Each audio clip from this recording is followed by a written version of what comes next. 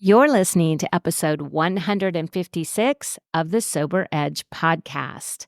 Welcome. I'm excited to share my guest with you today because we get to talk about travel. What could be more fun? And this conversation, if you're listening in real time, is coming on the heels of a very special weekend where I just came back from Sober in the City, Seattle. So travel is on my mind and in my heart, and I cannot wait for you to meet my guest, Michelle Plante, and learn more about the adventure, wellness, and luxurious retreats that she has in mind for you. Actually, let me take that back. Michelle doesn't like the word retreat because instead of stepping away from something, she wants to create something that we lean into. So I want to tell you a little bit about Michelle, and then we are going to dive into the episode. Alcohol-free for nearly 6 years, Michelle left the corporate world to pursue what truly lights her up, seeing the world.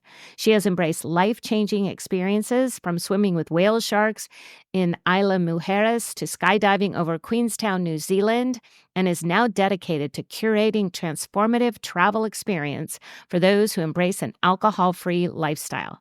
Specializing in luxury, adventure, and wellness, Michelle offers personalized travel services and group trips, all designed for those seeking to explore the world with clarity and purpose. So get ready to pack your bags and be inspired by my guest, Michelle Plante. Welcome to the Sober Edge podcast, inspiration for alcohol-free living. I'm your host, Terry Patterson, functional nutritionist and This Naked Mind senior coach. The Sober Edge is a place to explore the infinite possibilities on the other side of drinking. In a culture soaked in booze, discover the wonder and joy of taking a different path. Meet real people living lives of purpose and passion. Learn the truth behind the alcohol myths and get ready to be motivated, inspired, and astounded by what is possible with the Sober Edge. Before we begin today's fabulous episode, I have a very special announcement. This episode is sponsored by the Sober Summit from my friend, Maggie Claessens. Wherever we're at in your sober journey, we're constantly in need of motivation, support, and connection. That's why I'm so excited to tell you about the Sober Summit. For 3 days, September 25th through the 27th, this free virtual event is bringing you inspiration from 24 of the best authors, podcasters, experts, and influencers from the sober community. These incredible speakers have successfully changed their relationship with alcohol and want to cheer you on to do the same, whether you're on day 1 or day 1,000. You'll gain access to expert advice, practical tools, and a supportive community, all designed to help you thrive in an alcohol-free life. For example, I'm so excited to be part of the speaker lineup this time around. I will be sharing how to navigate life's transitions without alcohol, and you can find me on day 1 of the summit. The summit is also featuring some pretty big names, including Scott Pinyard, Janie Lee Grace, and Jolene Park, and a whole lot more. The best part, it's totally free. Click the link in the show notes to learn more and get your free ticket. Who's excited? Let's do this together. Well, hey, everyone, it's Terry back with another edition of the Sober Edge podcast, and I am delighted to introduce you to my new friend, Michelle Plante, and we are going to talk about travel, one of my favorite subjects. So Michelle is alcohol-free since 2019, and she has Michelle Plante Travels. So welcome to the podcast. Yay, thank you so much for having me. Excited to be here. When Michelle reached out to me, she said, we might have actually met because you were at a live event that I attended when I was a brand new coach, and that's been almost 5 years ago. Yeah. So crazy. I still think it happened. I'm convinced for sure. But yeah, that was one of the first alcohol-free events that I had gone to after reading Annie Grace's book. And I was so relieved at that point. So I'm just so happy to hear that you were there. Yes. Well, and probably we did connect at some point. And I love I will just put it out there that, of course. Yes. And so, Michelle, we've been talking a little bit before I hit record about your love of travel. And so what changed for you when it came to travel? What changed when you embraced an alcohol-free lifestyle? Oh my gosh. So much. It didn't even click. So I had quit drinking in 2019 and then 2020 happened. I don't know if you remember that. Um, so I didn't really go on a big trip until 2021 when I went to Iceland and then Isla Mujeres. It's kind of a long story, but I was noticing, and this sounds cheesy, but it is true. Like everything felt more vivid and so much more alive. And like for some reason, I wasn't like putting it together. And it wasn't until I was in Isla Mujeres by myself, just walking around this tiny island. And I was like, oh my gosh, this is like my first sober solo trip. And I was kind of uncomfortable. I'm not gonna lie. I was kind of uncomfortable. When I was traveling before, I was used to going out, like just going to bars, meeting people, as you do. And this trip, I didn't like that. I didn't want to do that. I ended up meeting one gal who was super sweet. We were like friends on Facebook.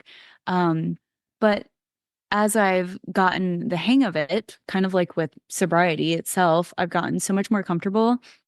And also like with sobriety, I'm like, this is awesome. Like, how could we do it any other way? And I've just been so, so grateful to have these beautiful experiences with a clear mind and an open heart. Like, it's the best. I love that. And I think that I always wonder how people would travel solo and drink because I feel like, ooh, that sounds a little dicey. Like you could get yourself into some situations where if nobody's really watching out for you and you're impaired, there could be some, dangerous situations. And so I think like, especially if you're considering solo travel, like please don't drink, like a PSA. Yes, 100%. And I was definitely not the safest person. Again, 20s, Europe by myself. Like, yeah, no, no, no, no. Questionable for sure. And I recognize that it can be a beautiful experience, but as we all know, alcohol impairs your judgment. Like it's important to stay alert and you just feel better. Like no one wants to be hungover in Paris, you know? Exactly. Yeah. Like, Yes. And I love that way you described as everything was a little more vivid because I think it's so true. And we get to be fully present. We get to experience those early mornings. We get to experience the small, quiet moments that we're missing when we were looking for the big highs and then the coming down from drinking. And for me, certainly when I was traveling and drinking, there was a lot of day drinking involved. And so then I would need a nap and I would feel cranky or have a headache and be dehydrated. And so then the evening would be kind of, I missed out on a lot of experiences. And so I'm so grateful now that knowing when I travel that I have all of the day to plan and explore and experience. And it's just a different dynamic. it really is. You have like so much time. Like even like a long weekend, you're like, we did all of this in a day. Like it feels like it's been 2.5. And I just love that. I love like popping around to different parts of a city and trying new activities and yeah, and not feeling like I'm chasing something or trying to drink a coffee so I'm not tired or have a drink so I'm not hungover. Like I'm not chasing things. And that's just so relieving. It's amazing. Yes, yes. So we talked a little bit about, you've done some solo traveling. And at this point in your life, you've really recognized, like, I want to be more connected. So the trips that you're curating as part of your travel business are really for small groups. Is that right? Yeah, super small. So we're going to Costa Rica and India next year, January and March. And Costa Rica is probably 6 or 7 people, in India between 8 to 12. And I'm super intentional with the amount of people for the destination. Like with anything, like I pray, I meditate, I feel into it, like what will be most appropriate for the activities, the lodging, of course, logistics, like what's the availability of what's the van. And I I've over the years I've had so many beautiful experiences with girlfriends who are loving to travel and really just wanting to bring that girls trip experience to the alcohol free space. while we're focused on wellness, adventure with a lot of luxury. I love that. Yeah, you said wellness, adventure, and luxe. And I was like, ooh, Yeah. you're speaking my language. Yeah. And you and I talked about the fact that there are some beautiful wellness retreats. And you mentioned wellness, but you're not focusing on like offering a yoga experience or offering, a particular modality that people experience. The trip itself is a revelation in wellness, being connected to your senses, connected to other people.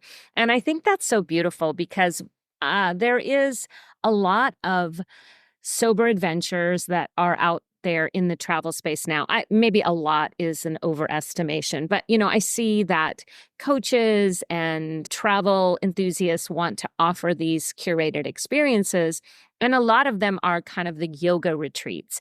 And you and I talked about your travel experiences that you're offering are different. They're not really even retreats. So can you share more about that?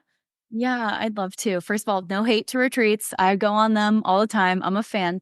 I just wanted to bring something different. And I've had so much experience with travel over the years. My first flight was at 6 months. I lived in Japan, I lived in Germany, I lived in Australia. Like I've lived in a lot of places. And so I wanted to bring this unique local spin to the trips so that we're not having to necessarily go to a yoga studio when we're in Costa Rica. It's like we're already in a rainforest. Like it doesn't get better than that. And, this may be controversial, but we don't need much. We really don't. And I feel I've had the most beautiful, profound experiences when I'm with myself while traveling in a community of safe people. And I just want that plus some zip lining, plus a little zip line just to keep it fresh and to like push ourselves out of our comfort zone.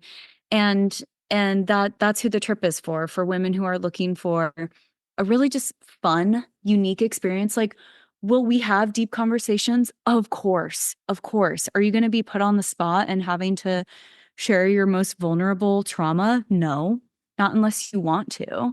And so I really just want these trips for women, there's so much to celebrate. There's so much to celebrate. And I think sometimes when women are alcohol free or, just getting started or just curious, they're like, oh, I'm alcohol free.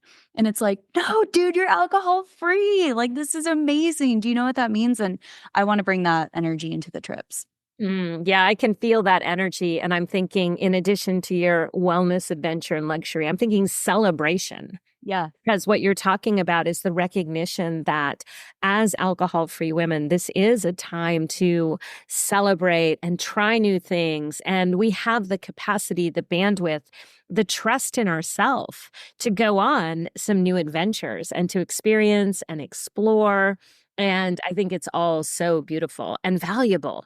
Yeah. We need more of this. And, I love this work you're doing in the world, Michelle, because it really gives us permission to say like, oh, this is part of why I'm choosing to be alcohol free. And that looked very different in 2019, right? Yes, it really did. I have chills. I agree. And oh man, so many ways I want to go with this, but I'm so proud of the fact that I'm alcohol free. That is my favorite thing about myself. And so when I meet other women, I'm like, dude, this is awesome. Like this doesn't define us, but do you know how revolutionary that is? That we've made this decision. And we didn't make this decision to like sit at home and be sad and watch Netflix. Like, no, let's go hike a volcano. Yes. You know what I'm saying? Like, let's live. Let's live. And I think a lot of people have to shift their mindset when they stop drinking because they're kind of like, what do I do now? What do I do? Who am I? What do I like? What do I don't like? And yeah, lots to explore there. Yes.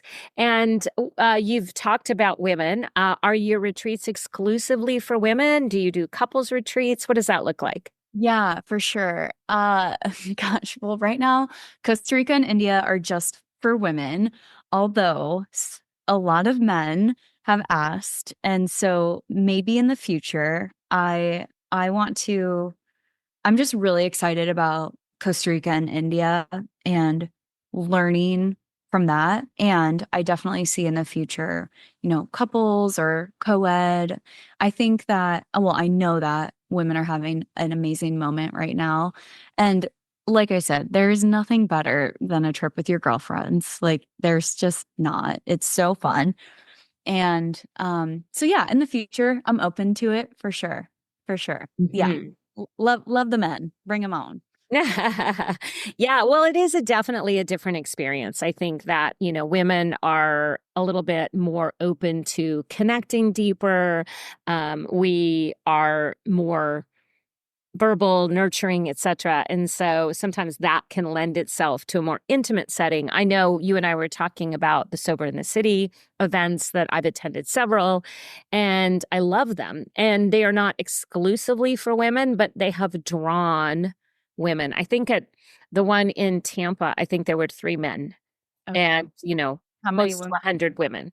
Wow. Three brave Those men, lucky shall we say guys. that? Yeah. They were Yeah. in the right place at the right time. I think there is a beautiful opportunity also for men to go on retreat as men and explore, being in an alcohol-free space and how do they connect without, talking about a football game over a beer, for example. Yeah. And I think that that is a wide open opportunity for anyone that wants to explore that as well. But of course, as a woman and as the clients I serve, mostly women, I think it's beautiful to have this girls' weekend. We're sort of taking back what that means, or this girls' trip. We're taking back what it means because, much like the word sober, some people hate it, some people love it. But for me, I use it in my uh, business names intentionally because I like taking back that word and recreating what it means and having a different connotation.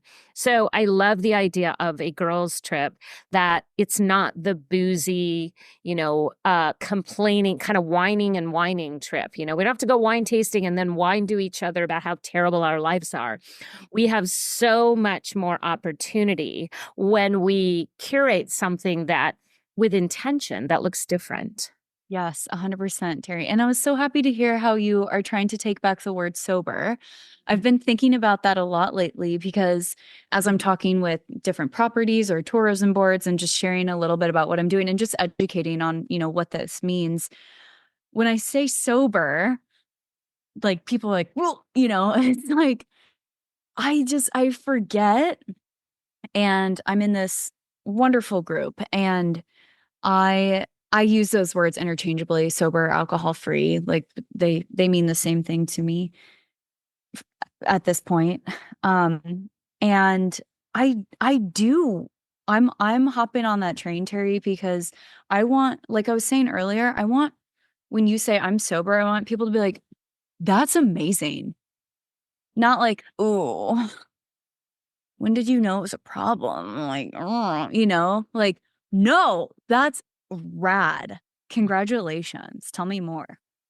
Yeah, and I think that it is a word that does have some heaviness to it. And so I think when we bring it into this beautiful, free, adventurous spirit that we have around alcohol freedom, I think that that helps us to redefine what it means when people think it's kind of the same thing with recovery. I'm not a huge fan of the term recovery. Yeah. I like discovery. Ooh, I like that too. Like, People will say, well, I'm going to be in recovery for the rest of my life, or everybody is recovering from something. I like to think of it, I'm going to be in discovery for the rest of my life, and everybody is discovering new things. And to me, that just helps me not get caught up in the expectation of what it means for somebody who is choosing to live an alcohol free life or a sober life. So I get it. It's snapping, still a little Terry. I'm complicated. snapping. No, it's so beautiful. I wrote that down. Discovery, recovery. Like words matter.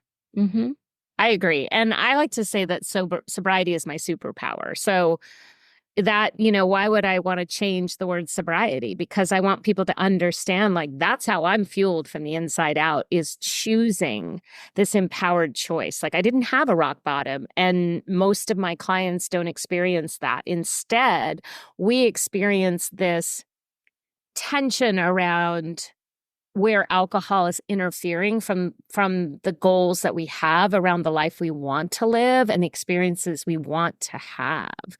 So I think from what you shared with me, Michelle, a little bit, that was kind of your experience of, kind of breaking that connection with alcohol. Yeah, for sure. And it was, very similar to your experience.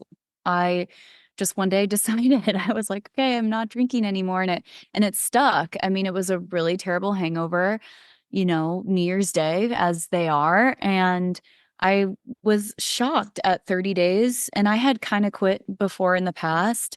And again, like quit, that word just doesn't resonate with me really either. But at like 3 months, I was like, what's happening? And then 6 months, I was like, oh my gosh. And then September came around. That's when I went to this Naked Mind in Denver. And I was like, oh, sweet. Like this is cool. And I'm not gonna lie, it's taken me a couple years to feel proud and to feel open about it. I probably didn't even tell anybody for at least a year and a half. Like I didn't, but I found so much um connection in sharing, and I just think it's cool. Like I said, it's my favorite thing about me. I think it's badass. Really do. Absolutely. Yeah. It's so badass. And so yeah, I mean, I will share, I've been to AA a couple times. I was just curious. I was like, do I go here? I'm trying to meet my people. And um, the experience wasn't great. I know it works well for a lot of people, and that's amazing. And it just didn't sit with me. And that's my favorite thing about being alcohol free is I know pretty quickly if something's a yes or a no for me. Mm. I'm just like, well, I'm not gonna like keep showing up because I think I should and this is what I'm supposed to do. Like, no, I chose alcohol because I'm putting myself first and I get to decide what that looks like. I love that you said, I know quickly if something's a yes or no, because I always talk about this idea that our intuition is dialed down when we're drinking because our no doesn't mean no and our yes doesn't mean yes. So I love the reframe of now I know when I'm a yes or a hell yes. And so, what has changed for you as far as what you're saying hell yes to beyond travel? Oh my gosh. So many things. Using my voice for sure. Saying what I actually mean, meaning what I say. Um, Sleep. Love sleep. Sleep is my favorite thing. Like I love going to bed. I love waking up. Like those are I'm like so alive. Like I love life. Life is so good, but those are like my two favorite things. I say that too, Michelle. You That's do? funny. I tell people I love to go to bed and I Oh, love to wake up. And it yeah. sounds so weird. So I It's the thank you for saying best. that. Okay, it's the best. Glad we're on the same page. Okay, good. No, I love it. And I truly do recall a time where I hated both of those things when I was drinking. I hated it. And I think that shift in like being able to recognize that, you know, nothing tangible has really changed besides everything, but like just having that internal experience of like, so excited to go to bed because I get to wake up tomorrow.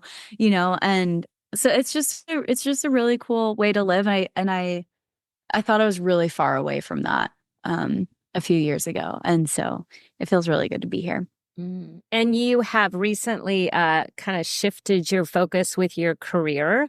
So I assume that was a hell yes too. And so tell us more about that. Was it ever? Yeah. So I'm a travel advisor and it's amazing. First of all, I've been obsessed with travel and I was, you know, intoxicated most of my 20s, so I never really thought like you could do your passion. That was not a story that I had. Like you pursue your passions and you pursue a career. They're separate. and I worked at a corporate job for nearly a decade. I say this, and this is true. The day I quit was the day I fell in love with myself. Like, I have never been so happy. You know, when people are like, yeah, I walked by them and I saw fireworks. I was like, I saw fireworks for myself because I had been there 9 years too long. It was a great job. I got to travel. I got to meet really cool people and it was great experiences. And of course it led me here. And I was connected with this amazing woman and she's like, join my team. And then as I started to learn more about the travel industry, which is so cool, like from going to being a consumer to being a business within the travel industry, I'm like, it gets better. Like this is amazing. And like I shared with you, over the years have been looking for group travel experiences that have my three favorite things: luxury, wellness, and adventure. And I hadn't found one yet. And, I was like really scared, but I had like kind of shared it with a few people. Like, I think I have to do this. Like and everyone's like, do it, do it, do it, do it. And I'm like, I'm so scared. Like I definitely felt the resistance, but it was like the good resistance where you're like, that's scary because it's so awesome. And along the way, I feel like I've just met so many supportive people in the travel space and in the sobriety space, yourself included, obviously. And this is truly a dream. Like it really is. It's crazy. And I could not have done this without being alcohol free. Yeah, I love that so much because I think that we tend to keep our dreams sort of small. And one of the things that happens for many of us, and certainly it happened for me, and obviously it happened for you, and I really encourage my clients to pursue that passion. And I always say start with curiosity. See what feels good, what feels right, try new things, explore, get adventurous, just in your own backyard, your own mind to start with. And then as you become more curious, we can move outward. So I think that is just a great reminder that we have these limited beliefs and alcohol keeps us playing small. And I I think that I was somewhat a doubter, and certainly my husband had concerns that I would leave my career, which was not a high paying, big corporate, executive job. Like it was a small career we live in a small town. I worked for the school district. It was Oh, cool. fine. Sometimes it was great. But, the pay is low and the hours are long. And while you have weekends and holidays off, there's no flexibility. So when I started building my alcohol-free business, I would see clients at 6:30 in the morning before work and at 5:30 at night after work, because that was the time that I had. And there was no leaving work early, there was no flexing. And it continues to just bless my socks off and amaze me that I get to do this work for a fraction of the amount of time with all of the energy and passion for triple, quadruple the pay. It's unbelievable how much is available when we fall into this place of trusting ourselves, putting ourselves out there. And it's not for everyone. I don't No. advocate that everyone become an alcohol-free coach or an alcohol-free entrepreneur. But dang, if you're curious, find out more, because Yeah. there's nothing like having your passion and your purpose and your profit all connected. It's amazing. It's the best. It was fun. Like, obviously you understand, like there's a lot to do. And I was just like reflecting, on a year or two ago. I'm like, man, there used to be days when I like had blocks of 3 hours to do nothing, or whatever. And I would like go for a walk. And now it's like, but again, wouldn't trade it. And it just feels like you understand, it just feels like you're getting pushed. Like you're not even, it's all happening for you. And I've heard people saying that over the years and I was like, I don't believe that, But now I'm like, oh, now I get it. Like, Yeah. And I would even say being pulled versus pushed, yes. Okay, because love that. or being invited into this Mm. new opportunity, right? Like things are Yeah. opening up and we could just jump in with both feet. Yeah. And, I think trusting ourselves more, like we talked about, and being surrounded by people who are clear, present, focused, enjoying their life again instead of, I always call it living by design versus living by default. Mm. Because I think we get trapped in the day by day and life gets very small and dull and kind of repetitive. And this big wake up call to stop drinking alcohol, because we're going against the grain. We're having to do a lot of internal work Uh-huh. that changes us, and we're no longer living by default. We are wide awake with our eyes wide open, and it's something.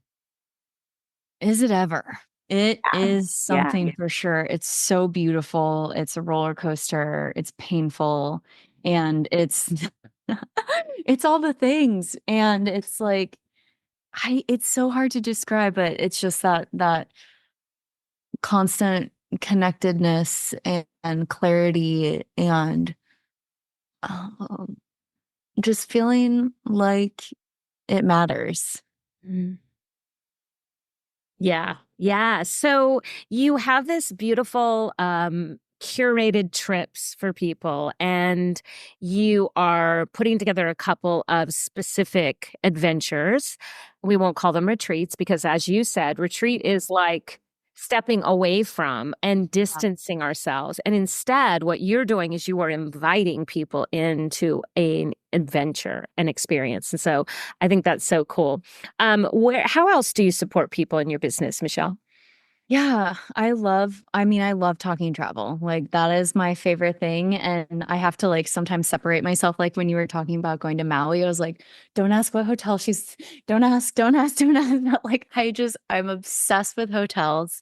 Um, I'm happy to plan other group trips. I have a ton of group trips. I have a couple who are spending their honeymoon in Tokyo. They just left this morning.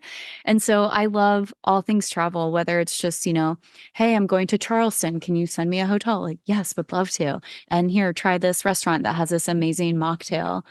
I'm starting to put together some sober travel guides so that women and men who are alcohol free can feel confident in, showing up to a new location, knowing some cool places to check out, and they're not all mocktails. Some are spas, some are parks, some are the Punk Rock Museum in Las Vegas, which is so cool.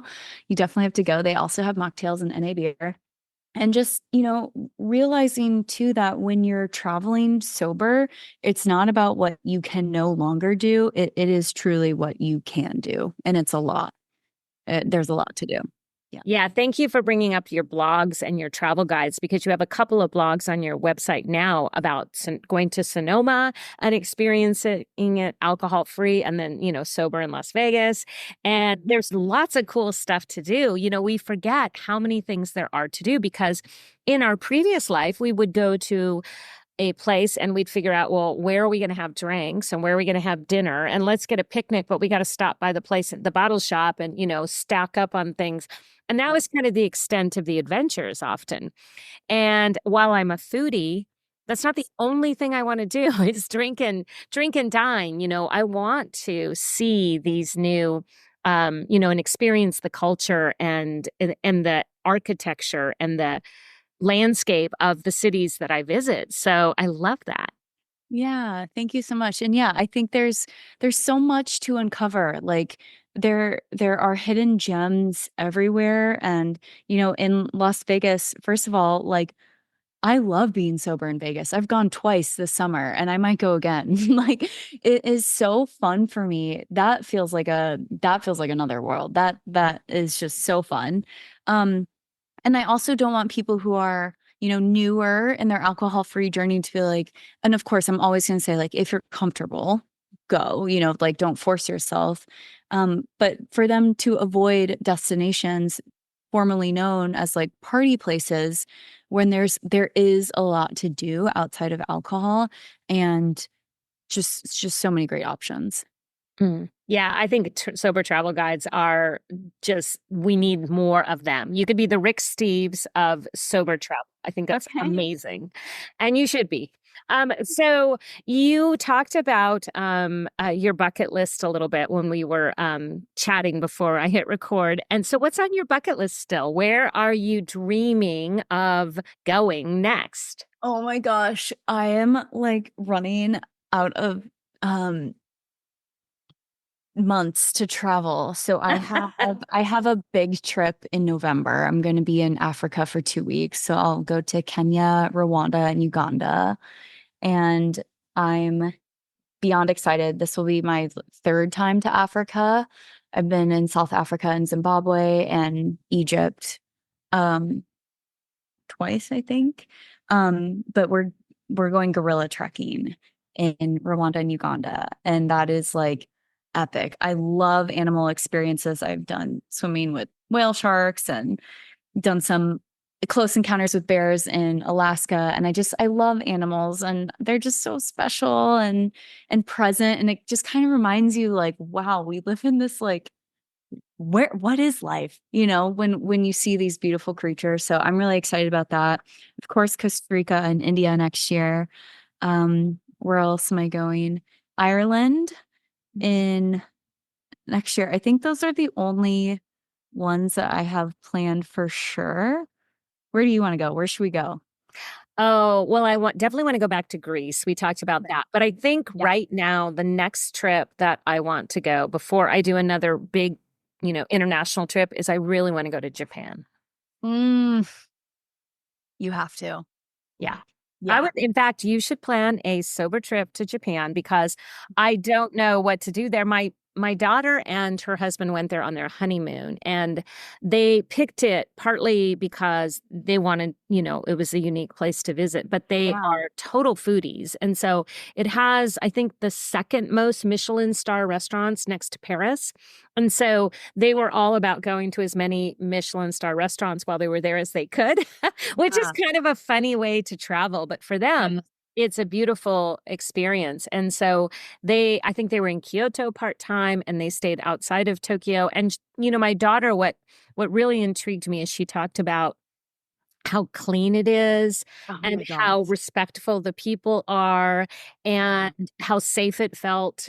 And so all of those things, along with, of course, the beauty and how different it is than the United States, that has intrigued me.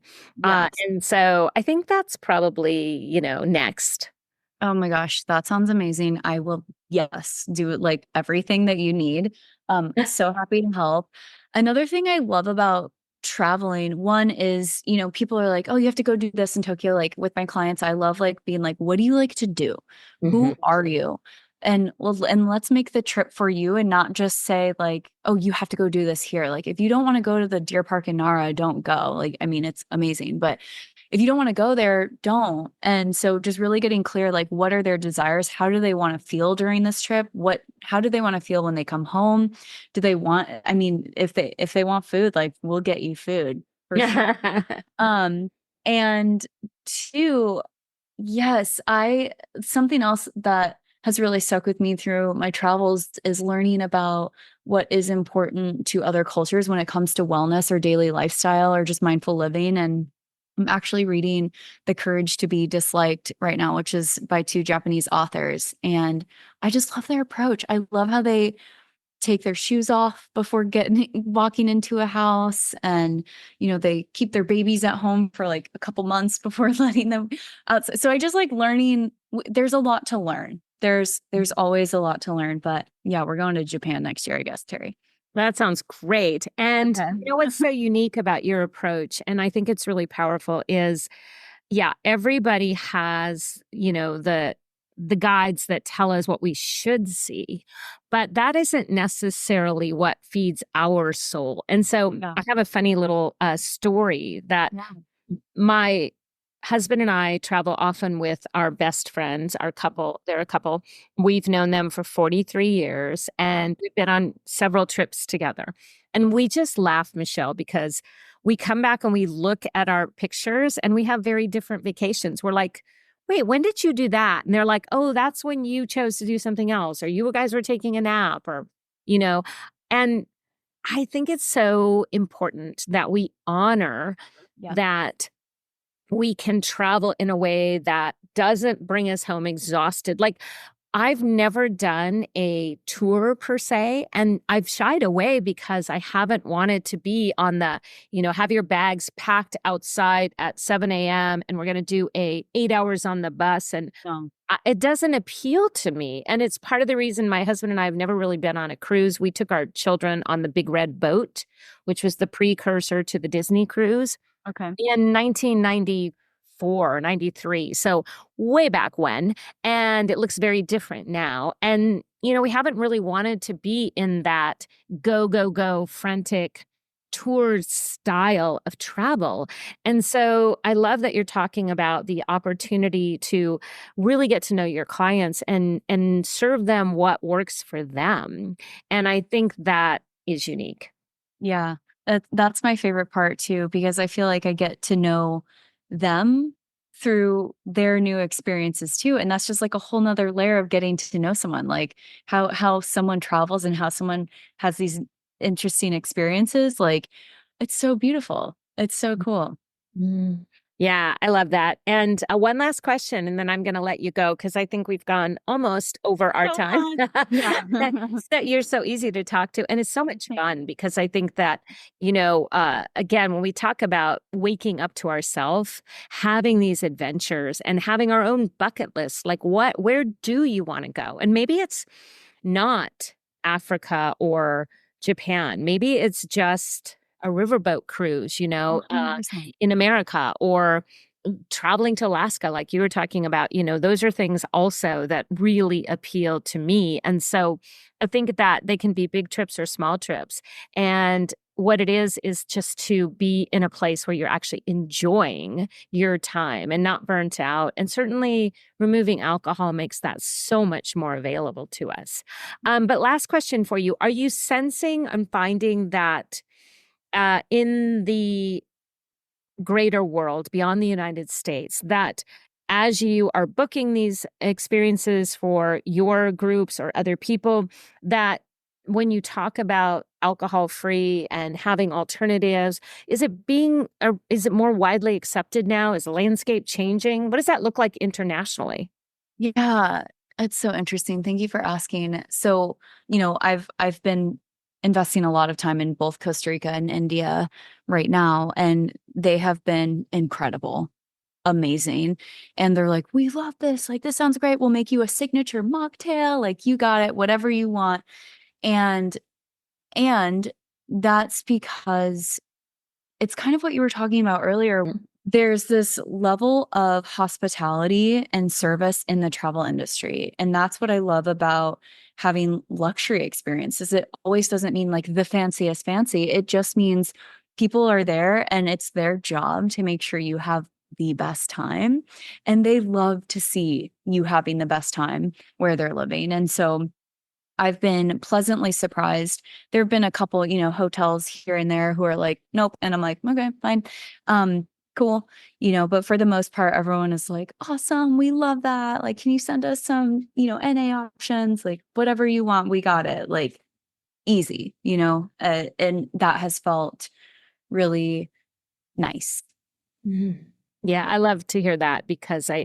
it feels like the landscape is changing, but also when you're in this world and you're doing this work, we kind of have this sober bubble. So sometimes you forget that many people are out there going, "What? They have NA beers? Like, Yeah. you mean O'Doul's?" And it's like, Yeah. or a few more, like maybe 100 or 120 more Yeah. now. Yeah. Oh, this year at Oktoberfest in Munich, they're gonna have an NA beer tent.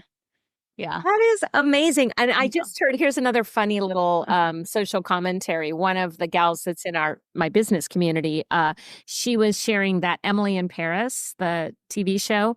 They are, of course, if you're not familiar with it, it's a fun, lighthearted TV show, and it is about advertising. And so they actually pitched to one of their clients that they should have a non-alcoholic option. Oh, And cool. I just love that it's now built into the fabric of what we're noticing in social culture because for so long it's been the opposite. Agree. I was like, I would if had you asked me this 6 years ago, I would have never Never thought, but it's so cool. It's so amazing. I love it. I'll Well, be there. Michelle, it's been so much fun to have this conversation. I'm very excited about what you are creating for all of the women that want to experience wellness, adventure, and luxury. I think that almost all of us could raise our hand. Thank you so much, Terry. So, just real quick, tell us where we can find you and connect with you. And I'll have everything in the show notes, but I love to Cool. give you an opportunity to share what's coming up. Oh yeah, yeah. So happy to. Instagram for sure. It's at Michelle Plante Travels. Plant has an E at the end. My website, michelleplant.com, and wherever else.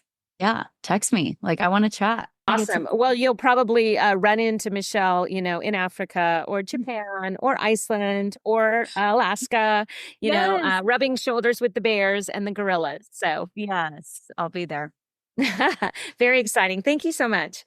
Thank you, Terry. I want to thank you for tuning in to the Sober Edge podcast.